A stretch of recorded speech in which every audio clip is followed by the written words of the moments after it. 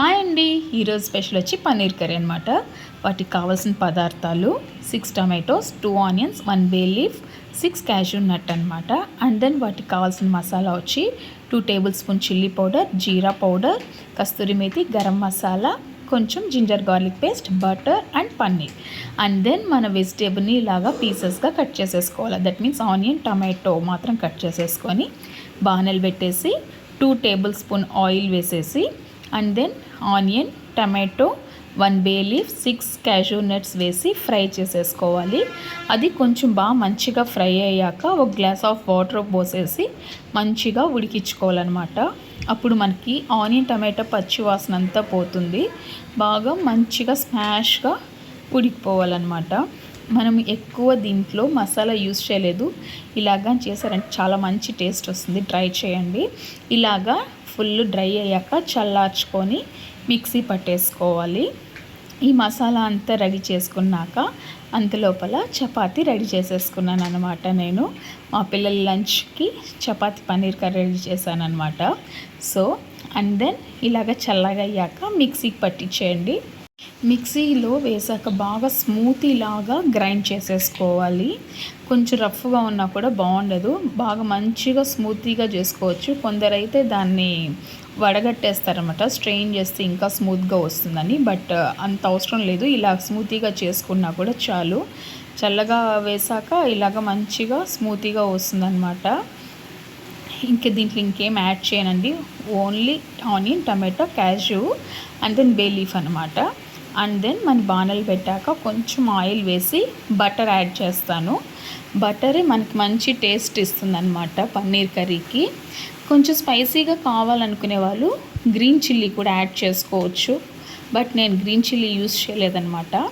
ఇలాగా బటర్ అంతా కరిగాక ఆల్రెడీ నేను చెప్పాను కదా ఇంగ్రీడియంట్, కొంచెం జింజర్ గార్లిక్ పేస్ట్ వేసేసి అది కొంచెం బ్రౌనిష్ కలర్ వచ్చేంత వరకు ఫ్రై చేసేసుకోవాలి. అది బ్రౌనిష్ కలర్ వచ్చేసాక సిమ్లో పెట్టుకొని చేసుకోవాలన్నమాట. అప్పుడే బాగుంటుంది, లేకపోతే మాడిపోతుంది. సో ఇలాగ ఫ్రై అయ్యాక కస్తూరి methi, garam masala, chilli powder, jeera powder అనమాట. నేను జీరా పౌడర్ బదులు జీరా వేసాను. అవంతా వేసి సిమ్లోనే ఫ్రై చేసేసుకోవాలన్నమాట. అది మనకి కలర్ చేంజ్ అవుతుంది. చిల్లీ పౌడర్ స్మెల్ కూడా పోతుందన్నమాట.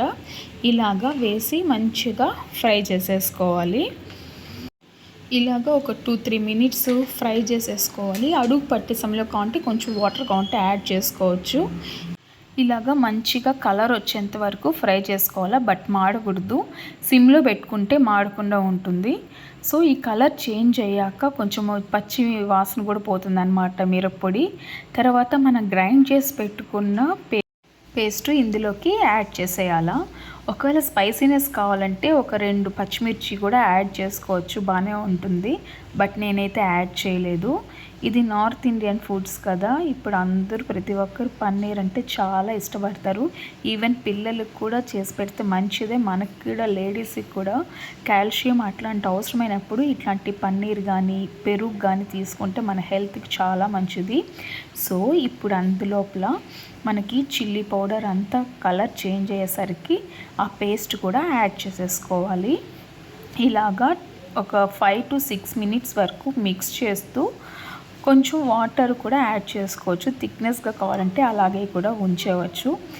తరువాత సాల్ట్ యాడ్ చేయాలా.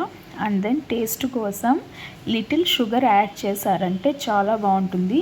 అజ్జినోమోటో యాడ్ చేయాల్సిన అవసరమే లేదు. టేస్ట్ కావాలి అంటే ఏ ఫుడ్లో అయినా కొంచెం లిటిల్ షుగర్ యాడ్ చేశారంటే టేస్ట్ చాలా బాగుంటుంది. సాల్ట్ వేసాక ఈ షుగర్ కూడా నేను యాడ్ చేస్తాను, అప్పుడే బాగుంటుంది. సో ఇలాగా మెల్లగా ఉడికేటప్పుడు సమయానికి మనకి గ్రేవీ అంతా ఎగురుతుంది. కాబట్టి అలాగంతా పడకుండా ఉండడానికి మనము లిడ్ క్లోజ్ చేసి పెట్టేశారంటే మంచిగా మసాలా మిక్స్ అయిపోతుంది అనమాట ఆ పేస్ట్కి.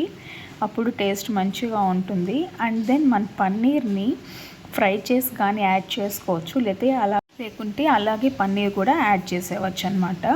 మనం పన్నీర్ అలాగే యాడ్ చేసిన సాఫ్ట్గా ఉంటుంది. లేదు కొంచెం క్రిస్పీగా కావాలనుకునే వాళ్ళు ఒట్టి పన్నీర్ మాత్రం ఫ్రై చేసేసుకొని యాడ్ చేసుకొని 10 మినిట్స్ ఆఫ్ చేసేయచ్చు అనమాట.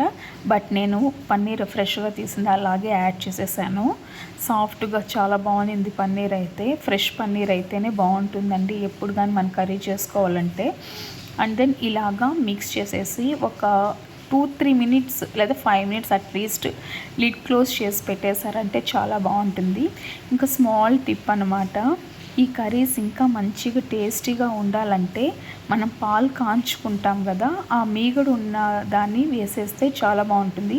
కొందరు ఫ్రెష్ క్రీమ్ అని యాడ్ చేస్తారు కదా, ఆ క్రీమ్ బదులు మనము ఇలాగా పాల మీగడ్ని కొంచెము స్మాష్ చేసి మిక్స్ చేసేసామంటే కర్రీకి చాలా టేస్ట్ భలే ఉంటుందన్నమాట. తప్పకుండా ట్రై చేయండి. పన్నీర్ కర్రీ కానీ మష్రూమ్ కర్రీ కానీ ఇలాగా ఫైనల్ టచ్అప్లో మీగడ కానీ యాడ్ చేశారంటే చాలా బాగుంటుంది. ఇలాగంతా అయ్యాక గరం మసాలా యాడ్ చేసుకోవచ్చు, లేకుంటే అట్లే కూడా వదిలేయచ్చు. ఫైనల్గా మనకి పన్నీర్ కర్రీ రెడీ. చపాతీతో చాలా బాగుంటుంది, పూరీకి బాగుంటుంది, దోశకు కూడా చాలా బాగుంటుంది ఈ కర్రీ. ట్రై చేయండి. సబ్స్క్రైబ్, లైక్, షేర్ అండి.